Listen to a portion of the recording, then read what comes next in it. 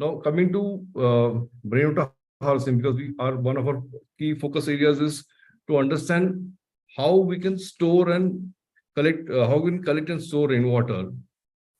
Now this can help in reducing the demand from the municipal sources of where we're getting the water from. Also, because you are using water locally, it saves on transportation and electricity costs. But where is the challenge? So this is actually a diagrammatical representation of what the challenge is and what the current situation of groundwater is in India. Now you can see buildings, construction everywhere, and you see the gray line, which is the shallow aquifer, and the blue lines, which are the blue sections, which are the deeper aquifers. Now, what is happening is we are taking out water from the ground at a very rapid pace, wherein the actual infiltration of rainwater into the soil has been negated because we are spread concrete everywhere. So open areas where the rainwater used to infiltrate earlier, now you are seeing that barely rainwater is able to infiltrate into the soil, and open to air areas are far and less in urban areas now. This is an actual representation of what the situation is across India, across large cities, even smaller cities. We are seeing that everywhere there are constructions, and areas which were earlier contributing to recharge of groundwater have been covered by cement, pavement blocks, footpaths, buildings, roads. So there is very less infiltration happening. At the same time, because of demand, we are abstracting groundwater at a rapid pace. So now setting this context, what are we required to do? What your students are required to do is estimate the water demand. So that you can do very easily. Second is rainwater harvesting. How much rainwater can be harvested in your campus? That is one simple method. I'll come to that. Then water conservation, simple techniques, simple measures, new ideas you can get on the table, how water can be conserved. And finally, water quality, because it's very important for us to understand at least the basics of water quality. We're not getting deep here into the subject, but few very simple techniques can be implemented for understanding water quality. So these are the 4 pillars which I want to talk about: water demand, rainwater harvesting, water conservation, and water quality.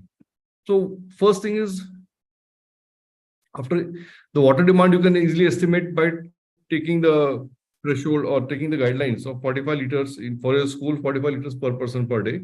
For residential areas, 135 liters, and extrapolating that into number of students or number of household members. Accordingly, you will get an idea. That is the water demand per day. Now, coming to availability of rainwater in your campus. So this is the example, and there is also a formula given. The formula is very simple: the roof area into square meters, and there is a coefficient. A coefficient is basically a ratio of how much water actually runs off because of the typology of the roof. So if it is cement, the coefficient is very high, 0.9. But if it is soil, it is 0.05 to 0.3. So you have to basically take the roof area in square meters, multiply by the roof coefficient. If it is cement, then it is 0.8. If it is brick, then it is 0.5. And rainfall into meters and into 1,000. Okay, I think that's some. Rainfall to in millimeters, sorry, and into 1,000. So I'll just change that and submit. So example of Pune is given, where 722 mm is the rainfall, and typically on a rooftop, about 65,000 liters of water can be harvested from a 100 square meter rooftop. Now, water conservation strategies, I leave it up to you, because there are multiple ideas. In fact, many schools in Pune and other areas, they have implemented this water saver devices, which are flow regulators or aerators. And then obviously you have leakages, which can, once you do a water audit in your complex to see which kind of taps or which or the pipelines which are leaking, water tanks, water tanks if they are leaking. So all those aspects of plugging the leakages can be part of your water conservation. You can arrive at some strategy or some towards that. And we are expecting just a 3 to 4 slide assessment of water demand, rainwater harvesting potential, recommendations on water conservation, and finally water quality. We are expecting 3 basic tests, which are TDS, your pH, and bacterial contamination. So these are very low cost devices which are available in the schools, can probably arrange them, where you have a TDS meter, pH meter, and a H2S vial, which can detect the bacterial contamination. So this will give idea as to the water sources which are available in your community, in your school.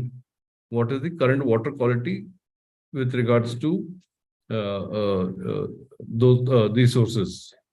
So this is what we are looking at, and we can have a discussion and move ahead as per your inputs as well. So I'll end my presentation here. I'll just revise this thing and share it to the Setu group so it can be circulated. Thanks. Open for questions.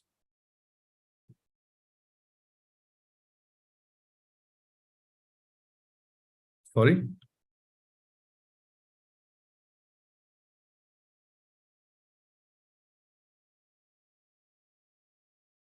Yeah, am I not audible? Because I just got a message some time back, but earlier it was audible.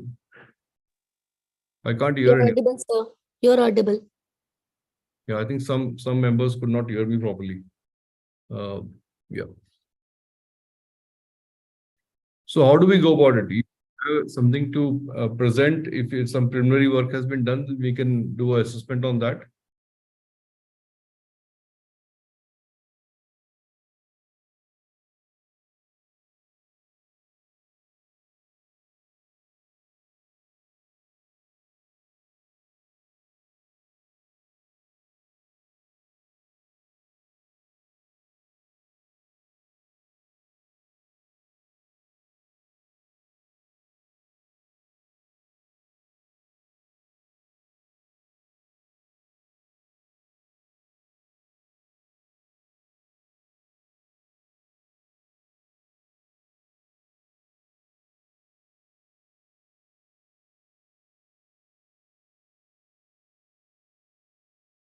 Yeah. So students, anything, any clarifications you can ask?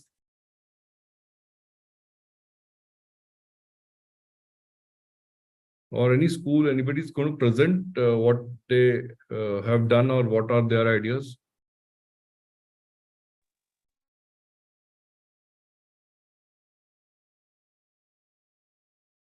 Okay, yeah. So the question I've got, one question is, what do we have to prepare for the next meeting?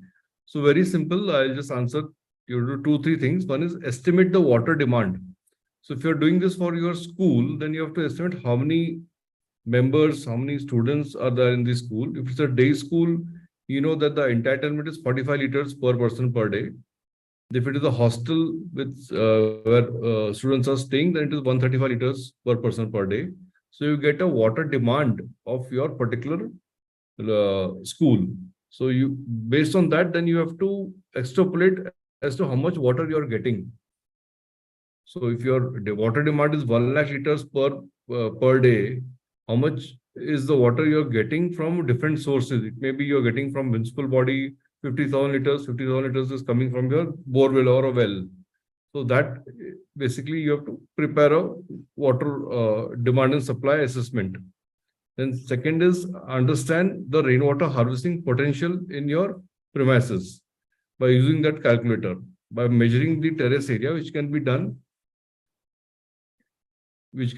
by going on Google Earth as well. You can map the terraces of your buildings and estimating the rainwater harvesting potential of your campus. That's the second thing. Then what are the water conservation measures being used currently or what you are proposing? Third and fourth is doing the water sampling, where you have three basic tests, your TDS, pH, and bacterial contamination through your H2S vial. So these three things you have to do in terms of water quality. So now you understand what is the water demand, what is the rainwater harvesting potential, what is the water conservation techniques or measures being used, and finally, what is the water quality. So that has to be compiled and presented. Because 90% of schools, institutions where we visit, we see that students are not aware that from where the water is coming to their campus, what is the water quality, and these are things which are very simple.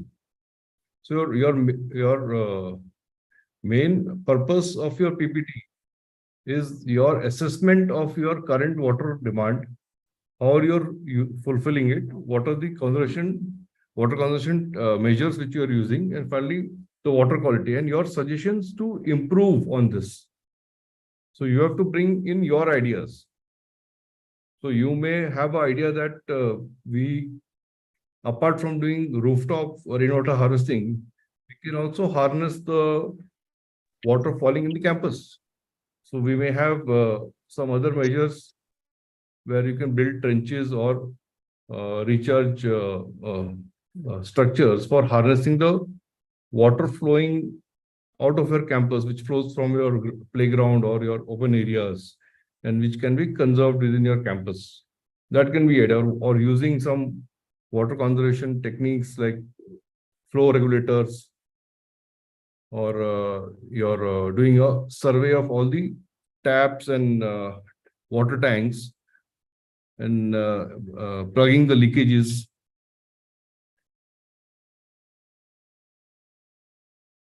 You can ask questions on the chat.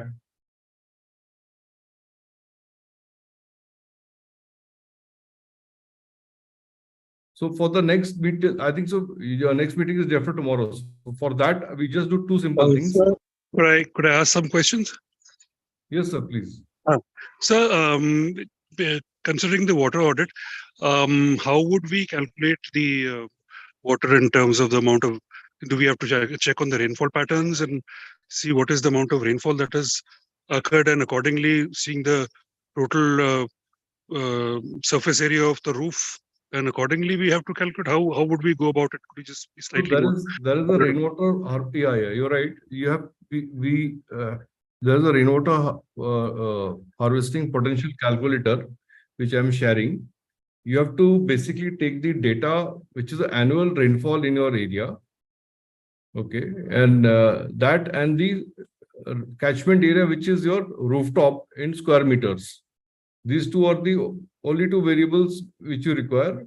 And then the coefficient is in terms of what is the material used for the terrace, which is typically a cement, if it is urban areas. And multiply with the coefficient and into 1,000. That is the calculation, and you arrive at a potential of how much water can be harvested from your open rooftop catchment areas. So we are currently keeping it only as rooftop catchment. We are not taking the surface areas around. That we are leaving it up to the students to bring about their ideas, whether they think that can also be included. But we'll do the potential by estimating the rooftop catchment area.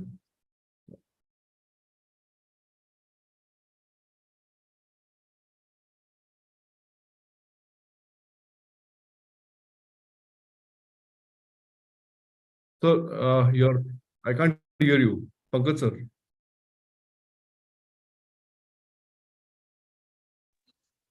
Yeah, hello. Yes, sir. So I got an idea about that. Basically, talking about the amount of rainfall which has come onto the roof in terms of the amount of area we have. That means we can say the length and the breadth of the roof, and approximate area calculation of what the rainfall pattern was in the previous years from maybe the government sources wherever we can. Just an idea that way. A ballpark figure would be good enough. Yes, I can just check on the IMD website and give it for Kashipur or those areas. Or they are available actually online. We can just share that. And I'll share That a would simple the calculator also. The online tools also available, so that can estimate the potential rainwater harvesting potential in the campus. okay, fine. And the rainwater harvesting would be including only the amount of tank area we have, or would it also be rainwater recharge also, or is only rainwater tank? Correct. So now in many campuses they have storage tanks as well as groundwater recharge structures like borewell recharge or duck wells. So I expect that the students, once they interact and they get this knowledge by doing this survey, they can put these components in their presentation. So because some of the schools we see, they don't have recharge structures, they have only storage tanks. So they can just mention storage tanks. If they have recharge structure, they can mention that as well. So and also in most of our areas here, we do not have a government source of water. We usually use borewells. Correct. So should we be calculating it according to the amount of just the number of children, that is 45 liters per child, or should we be taking the number of borewells into consideration and also the area that on which the lawn area, field area, would that also